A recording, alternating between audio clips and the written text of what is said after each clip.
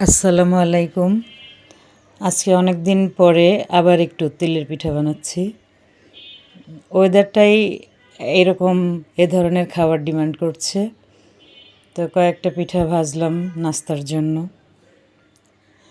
আর নাস্তা বানানোর সময় ভাবছিলাম যে আজকে যেহেতু মেঘলা আবহাওয়া, বৃষ্টিও হচ্ছে থেমে থেমে, তো একটু অন্যরকম খাবার খাই। প্রতিদিন যে ধরনের খাবার খাই তার থেকে একটু ডিফারেন্স। তো যেটা ভাবনা সেটাই করলাম। খুদের ভাত, অনেকে বৌয়া বলে, অনেকে খুদের ভাত বলে। তো আমি সেই বউ ভাত রান্না করলাম, আর সাথে 3 রকমের ভর্তা করলাম। এখানে দেখতে পাচ্ছেন, এখানে নিয়েছি লোটে মাছ, আর হচ্ছে চেপা শুটকি, আর এটা হচ্ছে নারকেল।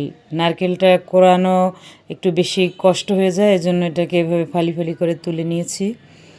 আর এটার সঙ্গে দিব শুকনো মরিচ আর পেঁয়াজ। নারকেল সাধারণত একটু কম ঝাল আর কম মশলা দিয়েই ভর্তা বানাতে হয়। আর নিয়েছি কালিজিরা, আর এটা হচ্ছে খুদ। এই খুদের ভাত আর এই 3 রকমের ভর্তা দিয়েই হবে আজকের দুপুরের আয়োজন। এই খুদের ভাতটা আসলে অনেক দিন পরে খাচ্ছি, অনেক দিন কি অনেক মাস বা বছর হয়তো পেরিয়ে গেছে, ঠিক মনে নেই কবে শেষ খুদের ভাত খেয়েছিলাম। তো খুদের ভাত বসিয়ে দিয়েছি। এখানে আমি কিছু দেইনি, ভাতের সঙ্গে শুধুই লবণ দিয়েছি আর কিছু না। অনেকেই পেঁয়াজ বা ঘি তেল দিয়ে বা